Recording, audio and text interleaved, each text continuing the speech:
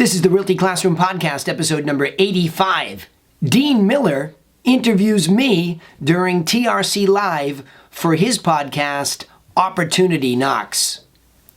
Are you a real estate agent with an entrepreneurial spirit who wants to turn your job into a business without sacrificing your lifestyle, but you just can't seem to find the right plan or any plan to help you get there? Well then, hey, you're definitely in the right place. I'm Danny Griffin, the founder of the Realty Classroom and the host of this podcast.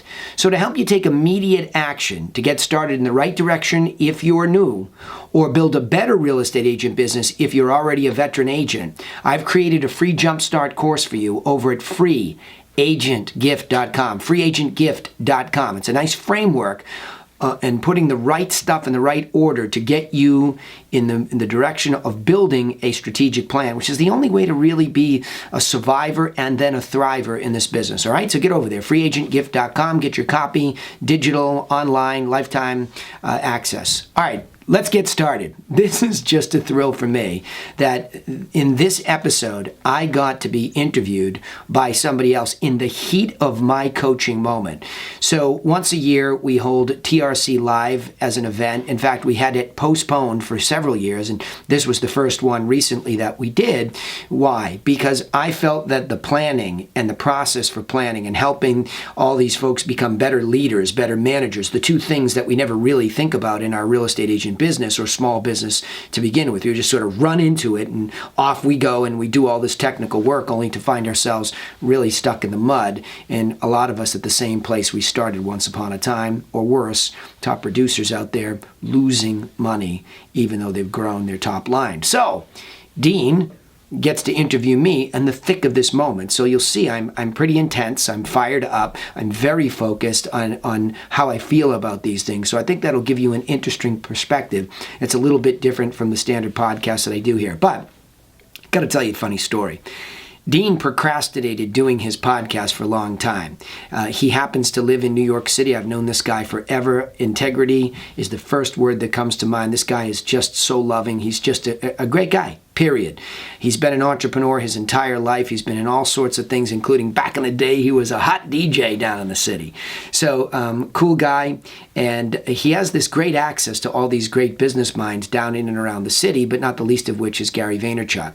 So Dean knows how to pursue people of intelligence, and he got close with Gary and joined, I think it was his higher elite mastermind, which is a short period of time with Gary himself. But he befriended D-Rock. And if you know anything about Gary V, D-Rock is an awesome story in and of himself. He is the main videographer for Gary Vaynerchuk. So we all had a chance to visit at one of Gary's events, and D-Rock looked at Dean in front of me and said, "If you don't start your podcast, I'll punch you in the face." So I loved that because as Dean's guide and coach for many years, I feel the same way, and we all talk the same language. And of course, it's not literal, but it was great. And so it's fun to see that that's come around. And D-Rock just recently reached out to Dean and said, "Hey, congrats, anything I can do to help," because that's the type of people that those guys are over that organization. So without further ado, here's my interview that I did for Dean Miller on his podcast, Opportunity Knocks. Enjoy. Before we let the show roll, go ahead. Tell everybody the D-Rock story. The only reason we're sitting here with this beautiful podcast equipment in Boston after a full day is because D-Rock, Gary V's right-hand man, threatened to punch you in the face if you didn't finally start your podcast. So I am thrilled to finally be a guest on this show and expose how this actually got started. And I don't have any bruises to show for it. He never took that shot. Tune in. Enjoy. Thanks so much. Welcome back, everybody, to Opportunity Knocks, the podcast for hustlers, hard workers, salespeople, creatives, entrepreneurs at their finest. I am your host, Dean Miller, and we have our traveling road show today. It's like a 3-ring circus going on. We're recording this episode in Boston at the Revere Hotel. We got invited to an event run by the Realty Classroom, a great organization that is committed to real estate coaching helping agents raise the level of their success, their profitability, their sanity, all that other kind of great stuff. And we are here today with the founder of the Realty Classroom, my friend for close to 20 years now. We're getting old, my man. There was a time where our hair was as dark as these headphones. Now it stands out with all the gray. My good friend, Danny Griffin. Danny, thank you so much for coming out and doing this. I appreciate it. Buddy boy, my heartbeat. I appreciate the invite to be up here. It's been a great day. We're all exhausted. But you bring huge value to everything you do. Thanks. So let's give the quick rundown. Like I said, Danny and I have known each other for about 20 years. We met at a coaching event up in, was it Toronto the first? Yeah, it was Toronto the first sure. time. That's right. Yeah. Right after September 11th. That's right. Right after 9/11. It was your first time up there. I had been up there twice before. Yeah. And we plowed through and we got there. And now, how do two city kids find each other? Is it the accent to accent? In Toronto, of all places, you know? I don't know. The only kid not saying A? Right. In Toronto, that was it. It was like, hey, what? And or park in the car, or hey, what? You know, hoser. It was, yeah. So, Danny and I have become good friends through our relationship with coaching. You evolved and found an opportunity to actually become a coach as opposed to being the coach. You became the coach. Yeah. And you did a phenomenal job with your first organization. You've since transitioned out of there, and you've been running the Realty Classroom for how long now? 7 years. And time flies. Yeah. I think I may have been client number 1 or 2 or 3. You were pretty close to the loyal earlies. I think you purposely invited a couple other people before telling me because you didn't want me to walk around and say, hey, I'm still number 1. But Danny brings a wealth of knowledge. So in addition to running the Realty Classroom, you own Griffin Realty Group, which is a brokerage in Cape Cod and Boston. Correct. You've got a nice team. You guys are doing great production. You recently moved or in the process of transitioning back from the Cape back to the city. Sure. Good for you. Congratulations. Yeah. It's nice things when kids get older and start to move out. Well, when you said hustler and I looked down at my blue coat and I said, I probably belong outside in Boston versus the Cape. I'm starting to get my city roots are springing back out. You know, you got to wear socks once in a while when you're in Boston as opposed to on the Cape where you're living in flip-flops. So you've got a lot of things that you work on. So you've got the Realty Classroom. You've got the brokerage. You do public speaking. There's a laundry list of stuff that you've got in the hopper that is now skipping my mind. So fill in the blanks for me. If you go through the enterprise part of it, it's all under real estate to a large extent. Mm-hmm. And as you said, I evolved out of being coached into wanting to coach so desperately. I think simply because I always took the approach to real estate that I should be an educator first, that I should give away plans, education. And that was this early on obsession coming out of investment banking and big business. I had seen companies running with plans, so it starts there. Well, when you get into that enterprise under such a huge industry like real estate, you start to say, well, wait a minute, there's going to be other offshoots of this. So the coaching and the brokerage, they go hand in hand. Yeah. You want to help an agent, you want to help an agent. Whether they want to join your brokerage or not, you just want to help agents. That's it. And you want to teach them something. You want to chunk it up, make it simple, organized. And so that endeavor then has this new offshoot where now you get into technology solutions, because the maddening part of the digital age is that you're looking at these websites and nobody will do what you want to do, and nobody's listening to the change that the consumer is demanding. I ended up in the website business as an offshoot of the coaching business, because you have these clients that you want to help them solve technology as simply as possible, and you don't want to see them getting beaten up or worse, come to you a mess. Right. So I don't think I had a choice but to get into the technology That was side. it. I'm sitting here and I'm saying, you beat me up about it all the time. And I'm saying, all right, what's the missing company that I forgot about? It's the Realty Cast website. It has been a long day as we've just finished. It has been it was a very short night, unfortunately, because I couldn't sleep last night. And then couple that with a very long day. That got off to a late start because we couldn't figure out what time you were starting. There was so much confusion. Most of the podcasts we've done so far do center around real estate because it's who I am. It's not who I am, but it's what I do. It's my number one source of revenue. It's the thing that I'm most passionate about professionally. But this is not a real estate podcast. This is an entrepreneurial business thing. For sure. And I caution a lot of our listeners to not pigeonhole us into the real estate world, because I believe as a true professional, when you got a real estate license, you don't have a job. If you want to run it the right way. Many people look at it, and we talked about it today. Yeah. This is a business. It's not a hobby. Too many people treat it as a hobby. But we sat down and spent 8 hours today talking about strategy and plans and implementation and execution. Let's take the top list, because you have so many, you got your hands in so many different cookie jars of projects you're working on. What's the common denominators that you've seen so far where people can find an opportunity, leverage it, maximize the return on it? Oh my gosh. I mean, this is about small business. It's about the passion to help small business people. The person that doesn't want to sell themselves to corporate America. And there's nothing wrong with that. If you're wired to be in corporate America, like I started in finance, you can find a fabulous living in there, in a setting like that. Fabulous. Go for it, because that's what you love to do. Unfortunately, nobody told me this, but when I was up there locked away, I felt that way. Right. So it's about that. And Gerber says this the best in his book. It's about that almost like this entrepreneurial seizure moment where you're like, I got to get out of here. I heard that line in my head twice today as we were going through stuff. Because it is not about real estate. And if it becomes about real estate first, in fact, that's the problem. Mm-hmm. You start talking about technique and tactic. What's the best lead generation system? You know, what do I say on this postcard? That's what's killing small business, is that people rush right to, well, how do I do the thing? In Gerber's book, how do I make the pies? Because people want something to touch and see and feel. But a business plan is not something that most people are willing to look at, let alone touch, see, feel, and evolve. Do you want to go grab a business plan and hug it? Right? Nobody does. But everybody needs one. I think the true sick, twisted entrepreneur does, and all too many of us fight it. Yeah. You know, it's like there was a point in the beginning when I realized that I was no longer just a salesperson, that I was running a business, where I would sit down and I would work on my business plan twice a year, religiously. Yeah. And then there was a gap where all of a sudden I stopped doing it. I looked and I said, holy shit, I'm doing well. I'm doing it in spite of myself.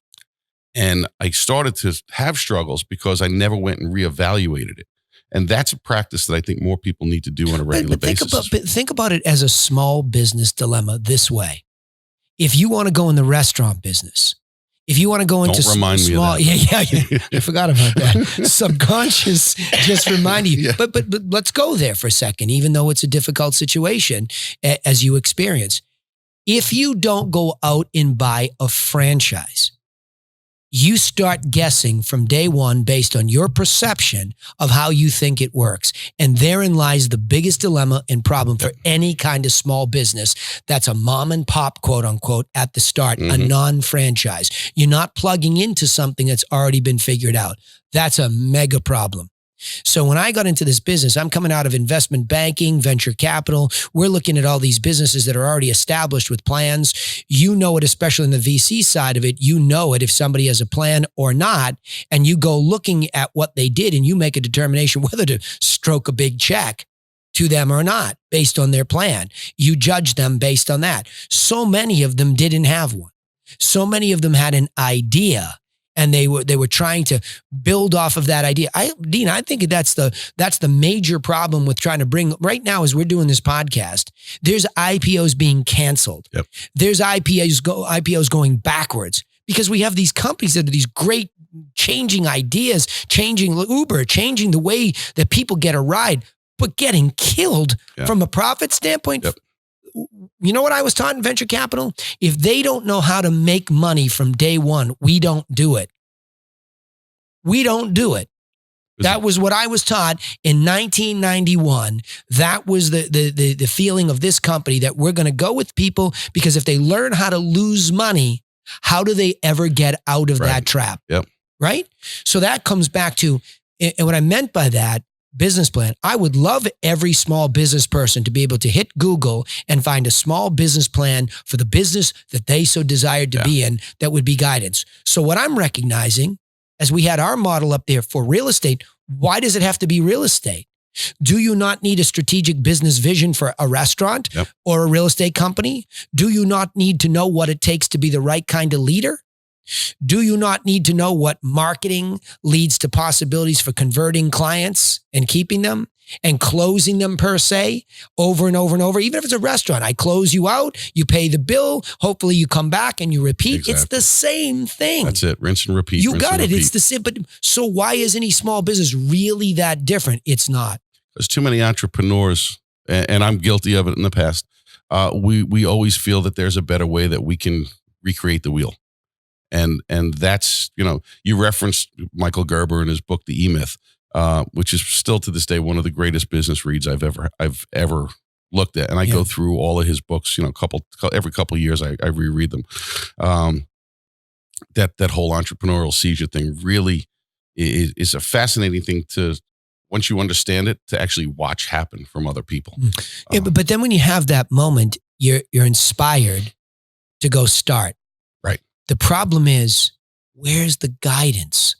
So you can even go to Gerber and you can get this concept of checklist and modules. Still got to do it. But I still go back to that quote that I heard from Nito Cubain at a conference one time. Find somebody who's already put the right information in the right order and at least start by copying that. Well, the problem is we have this creative insecurity. I don't want to copy somebody. I want it to be me. I want this to be an expression of my ideas. Well, wonderful. That's the icing on the cake, but the cake is still built the same way. Is it more important to be unique, or is it more important to be profitable at the end of the day? And there's a balance for people. Some people, it is more important to be unique. I think you can have both, but I think it's again, here we go. What's the right order? The right order is there anybody out there that already does what I would like to do? I'm not saying I'm going to copy them exactly, but do they have a strategy, a strategic plan in place that if I just sat in their restaurant, if I just talked to them about their business, would they reveal to me a modular, linear assembly line like process that leads to a result? Right? That's all I'm looking for. I think that's why we actually had success in the restaurant for the couple of years that we did run it, was because we looked at it from front line to back and everything in between. And it's funny when you're in a business like that where your hands are literally on everything all day, every day. Whereas in real estate, we're not in the mud every day. We're not building the house. We're not putting the plumbing in. But when you go to a restaurant and you look at it, you say, it's so much easier to see where the problems are and where the breakdowns are and where you can adjust. Whereas when you look at a business which is more not hospitality, but service driven, where there's so many little things that we fail to pay attention to because we don't see it every day. Like you talked about, we talk about your infographic with the business model in an infographic form. And you look at all those different modules and you say, all right, I got to immerse myself in this one and this one and this one and this one. Whereas with a restaurant, you mop the floor from the back to the front. You load the refrigerator from front to, back. But those are the technical details of what is essentially the same thing. Let me make a comparison between these two businesses. If I walk into, which I did, into your restaurant and others, I could sit there, get up above it and say, what does his assembly line look like? Exactly. From the very beginning of how does he get the people through the door to how does he create a happy past client who pays the bill and says, that was a fantastic experience. I will repeat and refer. There's zero difference in that global strategic above the assembly line concept from real estate to restaurants. Now you're talking about technical and tactical implementation of things. Okay, because we talked about this many times. When you looked at the buildings across the street, you tried to identify your ideal client for your product. Who could I speak to that I could market and what was the media? We talk about that right here. How do I find somebody who's the right person to sell their house inside of this area? This is no different. The restaurant down the street that we can look out the window today and see versus you sending that postcard to that same household for just a different service. That's it. I'll feed you. I'll sell your house. But identical media choices and identical process for trying to identify ideal avatar.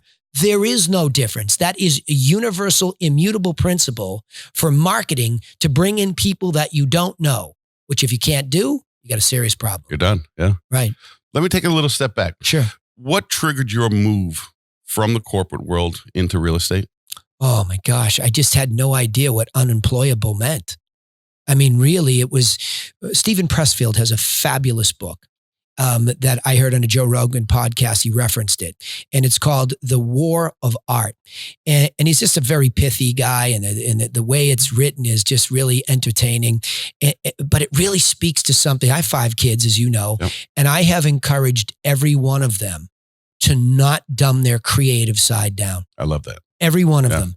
What is it that you want to be? Creativity can be expressed in business through entrepreneurialism. I have an actress working here today with Corey. I have a daughter who wants to be in photography, videography. But even my hockey player, is he thinking creatively on the ice, or is he trying to fit in? Right? Yep. My student, the twin boys after the 3 girls, my student, is he being creative? Is he getting into other things to see how academics fits into this all? So this war on us is that you're supposed to go get this job. You're supposed to go to Harvard Business School, Danny. You're supposed to fit in.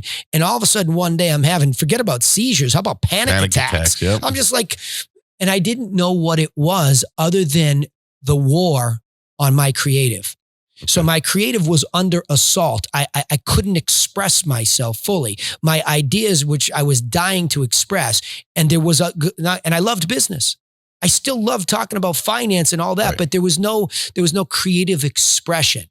And I had this unbelievable desire to serve individual people. I don't know why. I have a brand on me when I was born. Be a person for others and give and give and give and give. But in a business context too, Of course. because I want that fulfillment and I just couldn't express it. And I had no other choice but to walk out the door. That's funny. You used the word that triggered with me the last time I was up here in Boston with you, which is probably 6 years ago. Yeah. Where we talk about fulfillment. Yeah.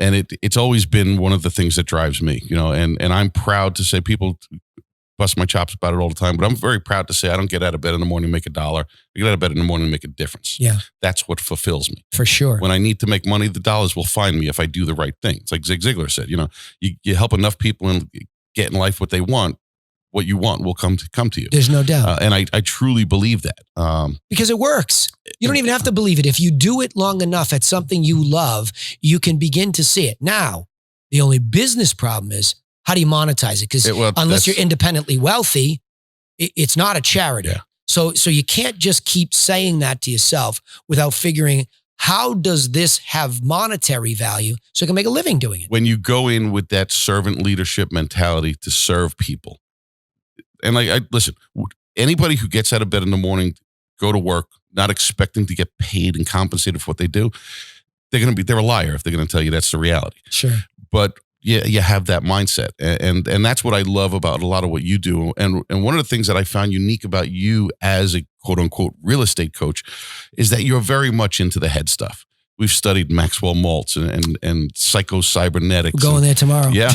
and it's, I love it because, going back to the beginning, we studied personality profiling, what's his, Carl Marston, I think it was.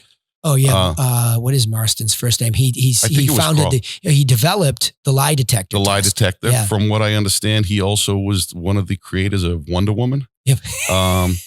And I've studied, I actually spoke to one of his daughters years ago, and just fascinating. But Marston's, right? Marston. I'm not sure if there's an S or not, but we'll figure it out. When we do the notes, I'll do some research and we'll find it. But it's that whole DISC personality profile. And then that psycho-cybernetics book is still, I'm amazed at how long that's been around and how many people have referenced it. Here's why. And here's the real problem. When people blow me off about the head stuff, I'm not some esoteric head stuff guy. I want to know why our mind shuts us off. You go listen to David Goggins tell his story, and you listen. Incredible. But what's amazing about it, as much as what he did is incredible, it's more important to recognize that he made a simple distinction. Your animal brain is shutting you down at 40%. Shutting you down. It is the enemy because it's meant to just get enough and stop.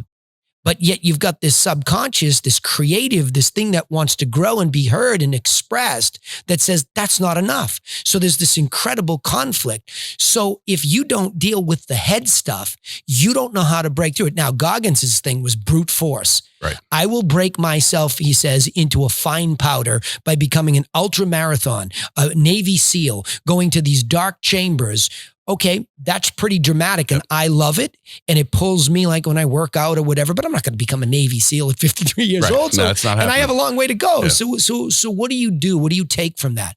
You understand that everything in your business right now is an expression of the way that you see the world. You see the world and you make choices to build your business based on what you know. Now, Michael Gerber, when I met him, slapped me over the side of the head with a message. You don't know what you don't know. Yep. When I met him face to face, after building the model around his book, he was a ripe 80 and he's feisty. You don't know what you don't know. And I walked out of there disturbed in a good way to say, you must always be asking yourself if you're doing the right things. Well, how do I know if I'm doing the right things? Go outside and study a successful mom and pop restaurant, a successful mom and pop team, a successful mom and pop brokerage, or go to the big dogs and say, how did the big dogs start? What do you think? They didn't start as mom and pops. Yep. They just got through something. The early founders got through something that the rest of us aren't. It's a mindset sticking point because, again, I'll say this. Every small business, success or failure, is a direct result of the way that that person thinks and their ability to elevate and evolve. So if you don't deal with that, where are you at? I mean, look at Tony Robbins has made a pretty good living off of challenging that alone. Now, some people will knock those people as gurus. Well, wait a minute. Isn't the most important thing we have our mind? Yep. That's the one thing that we have that we can exercise, control, work on. So if you don't deal with that in small business, I'm not so sure how you ever get anywhere. So if you haven't figured it out yet, this is part of why I love spending time with Danny, because I really don't have to say much. I just kind of I stoke the fire and boom, it's like an oil tanker blows up. Well, you're sitting here talking to me after a full day of a conference. That's why I said, talk to me at the end when I'm on fire. You're right, and it's I don't think it's the coffee. I think it's just it's natural for you, which is well, it's exciting. Yeah. To figure out things, to be able to share it on your podcast, to say, look, I think this is simple. The harder you work, the simpler it gets. I'm in pretty good company when you think of Einstein saying this, make it simple, but not too simple. Right. And that's what I'm discovering is, oh my gosh, the harder I beat on this thing, the simpler it is. When we talked about marketing today, I'm tuned into market. Where are they? And who are they? Message. What do you say to them? Buyer, seller, or agent in our context? And what medium's the best? Postcards, digital. At that moment for that group, exactly. Done. Yeah. Done. And most people never go to that. So when people freak out about the word plan, there's your marketing plan basis. How about conversion? Marketing and conversion, the two biggest things in most businesses, especially service. When they're a lead, what are you doing to convert them to a prospect where they're interested in you and your offer? And what are you doing from there to make the next offer to turn them into a client? 3 things. You really have 6 foundational pieces in most businesses. The foundational pieces of marketing, the foundational pieces of conversion, even in the restaurant. Right. I get them to the front door, the menu's on the wall. How do I convert them to come in? They're a lead outside on the street. They become a prospect when they start to talk to the maitre d', and now they come in and sit down, they're a client. And if I give them that experience, the best thing that can happen to me is they end up a happy past client who repeats and refers. That's it. Same business. Rinse and repeat over and over again. But it's the same business. Because, and that's why I tell people don't poo-poo this, because we talk real estate more often than not. Right. Because we're talking business. And I've learned more.